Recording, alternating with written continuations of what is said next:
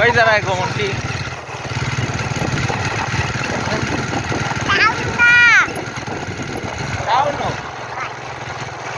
ডাক্তারও যাইরাম দাঁতও আর সরানি লাগে আর নাইলে বিলাইতে হাতে একটা লাগাইয়া লই যাই।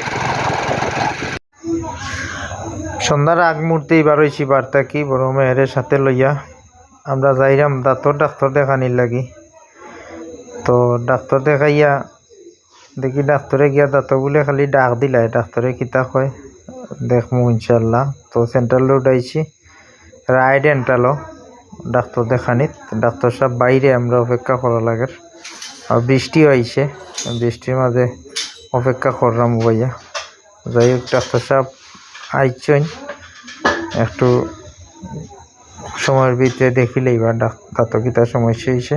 যাই হোক দেখলা ডাক্তার সাহেবে, তো কইলা খুব একটা প্রবলেম নাই, 2-1 দিন ওয়াশ করিয়া দেওয়া লাগবো।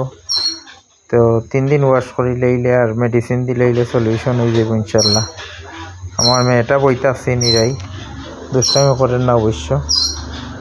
যাই হোক ডাক্তার সাহেবের সলিউশন দিলেই শোন, হালকা মেডিসিন দিছেন। আপনারা দোয়া করেন যেন যত দ্রুত সম্ভব সলিউশন হয়ে যেত, কারণ দাঁতও প্রবলেম হইলে মেজর একটা প্রবলেম। তো ভালো থাকুক, আজকে এই পর্যন্তই, আল্লাহ হাফিজ।